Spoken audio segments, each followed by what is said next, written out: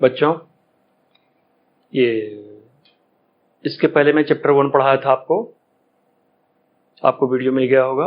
अगर नहीं मिला होगा तो फिर से आप ढूंढिए, मिल जाएगा इसी चैनल पे, स्टडी स्क्रीन पे। ठीक है, आज मैं चैप्टर शुरू कर रहा हूं, दूसरा चैप्टर मैथ्स का बहुपद है। बहुपद दूसरा चैप्टर है। इसके बारे में पहले हम थोड़ा सा बेसिक कंसेप्ट जान लें। बहुपद होता क्या है, पहले तो ये जानना होगा।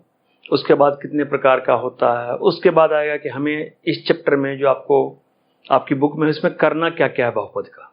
ठीक है, सबसे पहले बहुपद जिसमें एक पद होता है उसको कहते हैं एक पद या एक पदी। जैसे कोई है 2x या 3x² या 5m³, सारे में एक पद एक ही पद है। ये इसको कहते हैं हम लोग एक पद या कहीं कहीं एक पदी भी लिखा रहता है। दूसरा था द्विपद। द्विपद में होता है दो पद, जैसे 3x² + 5x, देखिए यहां दो पद है, या 5x - 3 दो पद है, 7y² - 3y, यहां भी दो पद है। ठीक है, इसी तरह से तीन पद वाले को बोलते हैं त्रिपद या त्रिपदी, और अनेक पद जिसमें हो कहलाता है बहुपद। इट मीन्स एक पद से ज्यादा वाले जो होते हैं उसको हम लोग बहुपद कहते हैं। एक पद से ज्यादा वाला को बहुपद कहते हैं, और इसी बहुपद के बारे में हमें आज पढ़ना है। इस चैप्टर में आपको मेनली शुरू का जो 2.1 चैप्टर है, इसमें द्विघात बहुपद पढ़ना है। द्विघात बहुपद, अब ये द्विघात बहुपद क्या होता है?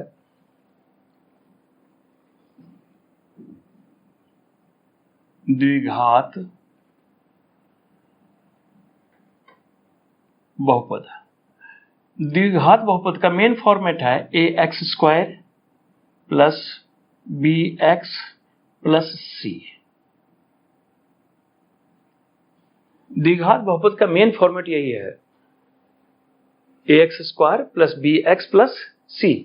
यहां a, b और c ये तीनों संख्याएं होंगी, चाहे वो पॉजिटिव हो, प्लस में हो या माइनस में। जैसे एग्जांपल 5x² +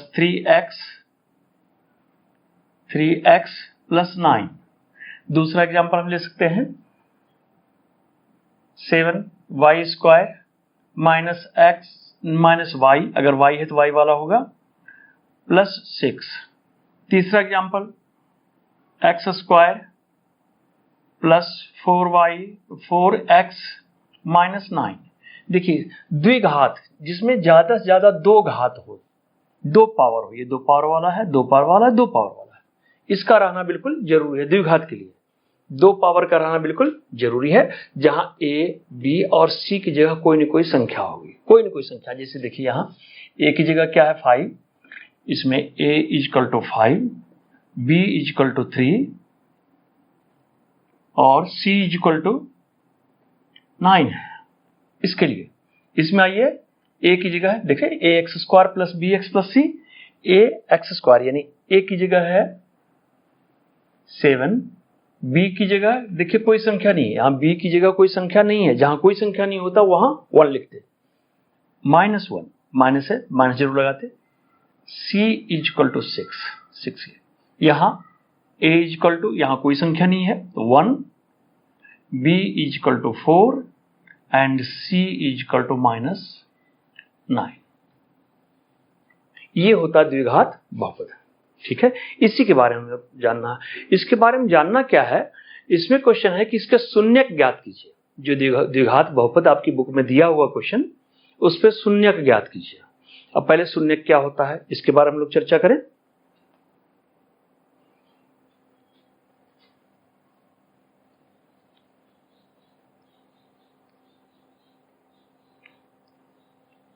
जैसे कोई द्विघात बहुपद, एक एग्जांपल लिया मैं,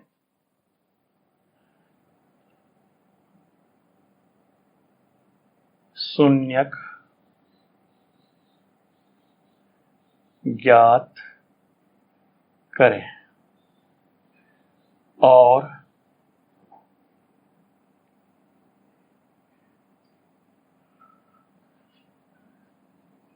संबंध सत्यापित करें।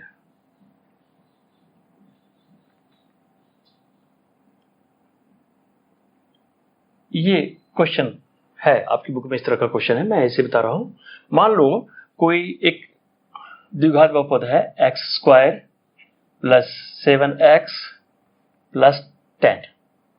अब इसके शून्यक ज्ञात करने में, शून्यक का मतलब ये होता है कि इसमें x की जगह पे हम कौन सा वैल्यू रखें, कौन सी संख्या रखें ताकि इस पूरे का मान शून्य हो जाए, यानी 0 हो जाए। ये होता है शून्यक। ठीक है, इसमें जो है द्विघात बहुपद है तो हमेशा 2 शून्यक आएगा। द्विघात बहुपद में हमेशा 2 शून्यक आएगा। त्रिघात बहुपद अगर हो तो उसमें 3 शून्यक आएगा। ये इसका प्रमाण है। हाँ, हो सकता है वो दोनों शून्यक बराबर भी हो सकते हैं और दोनों शून्यक अलग अलग हो सकते हैं। हो सकता है वो दोनों शून्यक एक पॉजिटिव हो सकता है, एक नेगेटिव हो सकता है। ये सब बात आ सकता है। अब आगे चलते हैं हम लोग। तो शून्यक निकालने के लिए सबसे पहले हम इसका गुणनखंड करते हैं। गुणनखंड आपको पिछले वीडियो में बताया गया है कि गुणनखंड कैसे करते हैं, यानी इसको गुणा के रूप में लिखते हैं। पहले गुणा के रूप में लिख करके = 0 बना देते हैं, क्योंकि अभी बताया था मैं कि शून्यक का मतलब ही होता है कि x का वैसा मान जो कि इसमें रखने पर इस पूरे का मान 0 हो जाए। ठीक है, इसका आप देखिए, इसको गुणनखंड करते हैं। तो गुणनखंड आपको पता है, आप जानते हैं गुणनखंड के बारे में। मिडिल टर्म, बीच वाले टर्म को 2 पार्ट में बांटते हैं। वो दोनों पार्ट ऐसा होना चाहिए ताकि प्लस या माइनस करने पर तो साथ ही आए, लेकिन उन दोनों पार्ट को गुणा करने के बाद इन दोनों के गुणनफल के बराबर आ जाए, यानी 10 × x² 10x² है। अब देखिए, इसको हम लिखते हैं x² + 5x + 2x + 10, यानी शुरू और लास्ट वाला तो यही रह गया ज्यों का त्यों। बीच वाला ये 7 जो है 2 पार्ट में बदल गया। 7 को बांट दिया मैं 2 पार्ट में, 5x + 2x, क्योंकि 5 + 2 7 भी होता है। अब 5 दूना 10, 5x × 2x, 5 दूना 10x² हो जाएगा, जो कि इसके गुणनफल के बराबर हो गया। अब इस तरह से देखिए, इन दोनों पार्ट में क्या कॉमन है? केवल x कॉमन है, x + 5 प्लस इन दोनों पार्ट में 2 कॉमन है, 2 यहां भी, 2 इसमें भी छिपा हुआ है, 2 यहां x + 5। अब ये बीच वाला दोनों जब बराबर आ जाए तो हम लोग समझते हैं कि हमारा सवाल बिल्कुल सही है। यहां देखिए, बीच वाला दोनों बराबर आ गया है। अब जो है x + 5 कॉमन ले लिया। अब इस पूरे पार्ट में बचा x प्लस इस पूरे पार्ट में बचा 2। इस तरह से इसको गुणनखंड जब किया, मैं इसके 2 टुकड़े प्राप्त हुए, x + 5 और x + 2। ये तो गुणनखंड हो गया। इसके बाद का स्टेप है उसका शून्यक निकालना। शून्यक निकालने में क्या करते हैं, इन दोनों का गुणनफल को हम 0 मानते हैं, = 0। अब देखिए, 2 अंक का गुणनफल या 2 कोई भी अंक हो या कुछ भी हो, कोई एक पदी हो, द्विपदी हो या कोई भी हो, 2 का गुणनफल अगर 0 आ रहा है, इसका मतलब यही होता है कि इसमें से या तो एक 0 है या दोनों 0 है, तभी 0 गुणनफल आ सकता है। गुणनफल 0 आने के लिए कम से कम एक का 0 होना बिल्कुल जरूरी है। इसका मतलब ये हुआ या तो ये 0 है या ये 0 है या दोनों 0 है, लेकिन हमें पता नहीं है कि कौन सा 0 है, इसलिए दोनों को बारी बारी से हम 0 बनाते हैं। यदि पहले इसको लेते हैं x + 5 = 0, तो x = देखिए, x = क्या हो जाएगा, 5 को इधर ले आएंगे, -5, प्लस में था माइनस हो गया। दूसरा भी लेते हैं, यदि x + 2 = 0, तो x = -2, यानी इसके 2 शून्यक हो गए। 2 शून्यक क्या क्या हुआ, -5 और -2। इस तरह से 2 शून्यक तो निकल गया। हमारे क्वेश्चन का एक पार्ट कंप्लीट हो गया। अब है दिया हुआ इसमें कि इसका संबंध स्थापित करेंगे। इसके कुछ फॉर्मूले हैं, शून्यकों से संबंधित कुछ फॉर्मूला है। फॉर्मूला क्या है, अब मैं इसको थोड़ा मिटा दूं।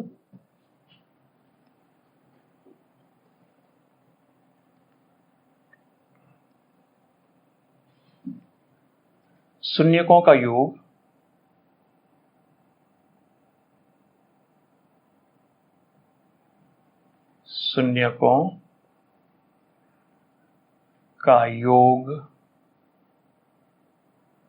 Alpha plus beta is equal to minus x का गुणांक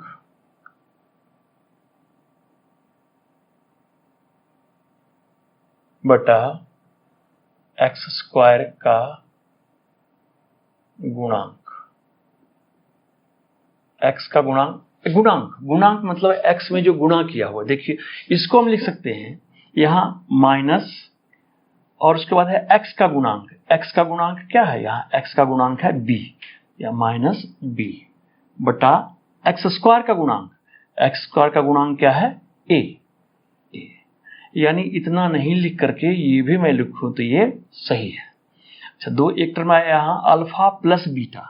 शून्यकों का योग अभी मैं बताया था कि द्विघात बहुपद है, इसमें शून्यक हमेशा दो आएंगे, द्विघात में दो आएंगे, त्रिघात में तीन आएगा।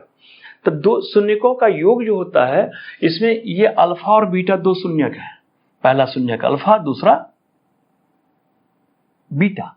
जैसे यहां है, यहां दो शून्यक आपका आया है -5 और -2, तो एक को अल्फा मान लीजिए, एक को बीटा मान लीजिए, यही है। ठीक है, दूसरा फॉर्मूला इसका है शून्यकों का गुणनफल।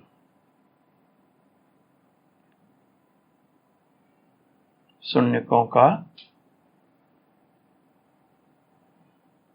गुणनफल, शून्यकों का गुणनफल हम लोग लिख सकते हैं अल्फा इंटू बीटा, यही दोनों शून्यक है, इज इक्वल टू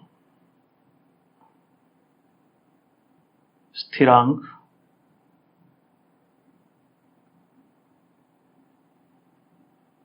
बटा एक्स स्क्वायर का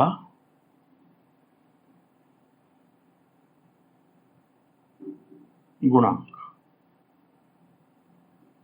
अब देखिए स्थिरांक, ये जो फॉर्मेट है इसमें एक्स स्क्वायर का गुणांक है ए, एक्स का गुणांक है बी, इसमें तो एक्स है ही नहीं, यानी ये स्थिरांक है।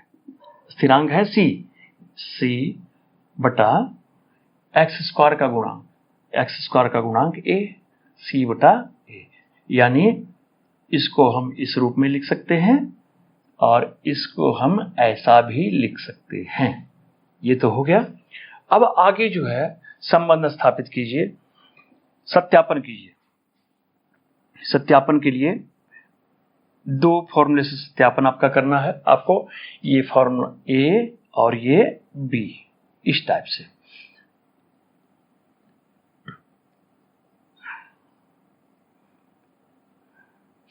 सत्यापन ए का क्या होगा, इसमें शून्यकों का योग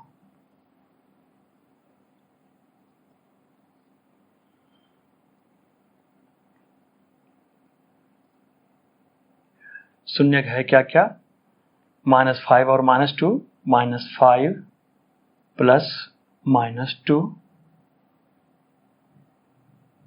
बराबर -5, ये प्लस माइनस -2 बराबर -7। -7 आया, इसको हम लिख सकते हैं -7/1। नीचे 1 लगा दें तो कोई फर्क नहीं पड़ता है। ठीक है, अब देखिए 1 इसलिए लगाया, अब -7 यहां देखिए तो ये इसमें a की जगह 1 है, b की जगह 7 है और c की जगह 10 है, ये है ना। अब आइए -7/1, -7 है क्या, b है, b मीन्स x का गुणांक माइनस x का गुणांक बटा 1 क्या है, एक्स स्क्वायर का गुणांक। यहां देख रहे हैं a बराबर 1 है, एक्स स्क्वायर में एक कोई संख्या नहीं तो 1 है, यहां आ जाएगा एक्स स्क्वायर का गुणांक। और यही फॉर्मूला देख रहे हैं आपका, शून्यकों का योग बराबर एक्स का गुणांक माइनस एक्स का गुणांक बटा एक्स स्क्वायर का गुणांक, ये आ गया, यानी ये सत्यापित हो गया आपका, एक फॉर्मूला सत्यापित हो गया। अब बी वाला, इसको सत्यापित करें।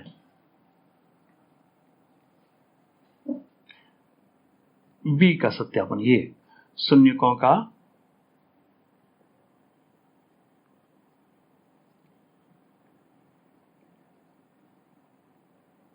गुणनफल। अब शून्यकों का गुणनफल लीजिए, शून्य तो आपके आया -5 और -2, यानी -5 गुना -2 बराबर माइनस माइनस प्लस 5 गुना 10, यानी 10/1। 10/1। अब इसको देखिए, यहां 10 क्या है, 10 तो बिल्कुल स्थिरांक है, इसमें तो कुछ है नहीं, सी है ये, 10 स्थिरांक है, यानी इसमें लिख देंगे स्थिरांक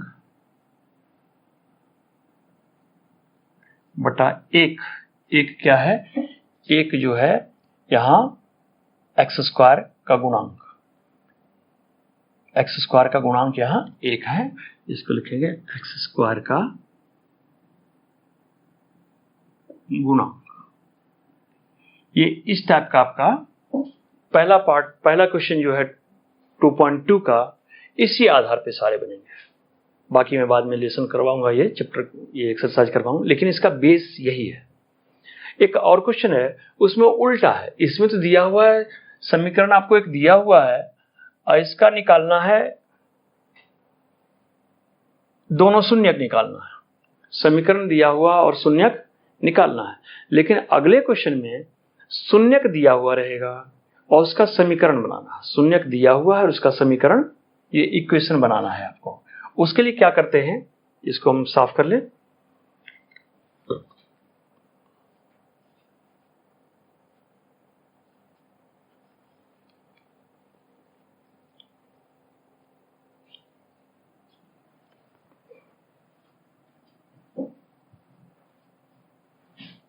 क्वेश्चन,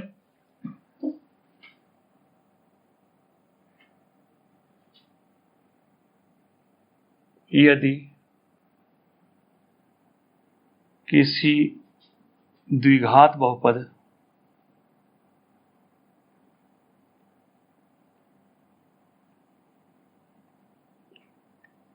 के शून्यक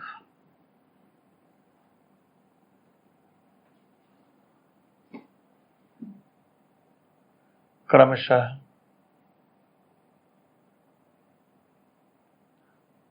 5 और 3 हो तो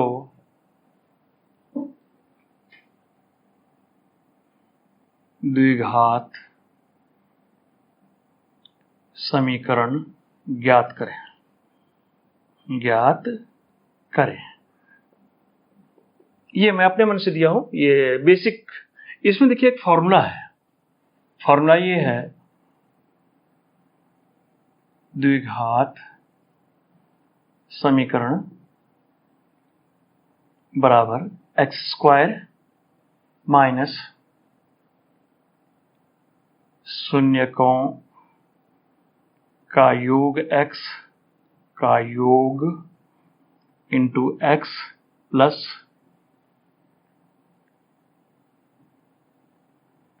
शून्यकों का गुणनफल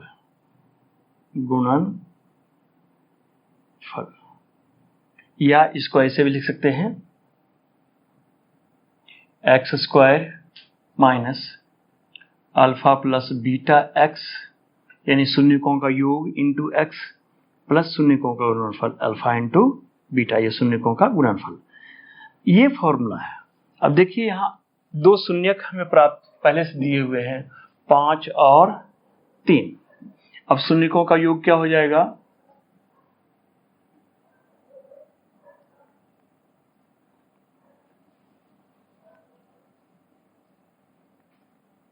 शून्यकों का योग क्या होगा जी, 5 + 3 बराबर 8, शून्यकों का गुणनफल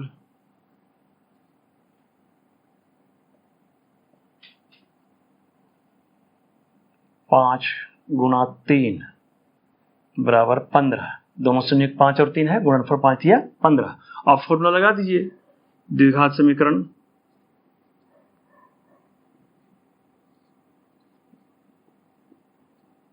देखिए इस शून्यकों का योग को आप अल्फा प्लस बीटा भी लिख सकते हैं, कोई दिक्कत नहीं है। इसको आप अल्फा इंटू बीटा लिख सकते हैं, ये लिखने में थोड़ी सुविधा होगी आपको। ठीक है, इतना लंबा लिखने से अच्छा अल्फा प्लस बीटा लिखते हैं, कोई प्रॉब्लम नहीं।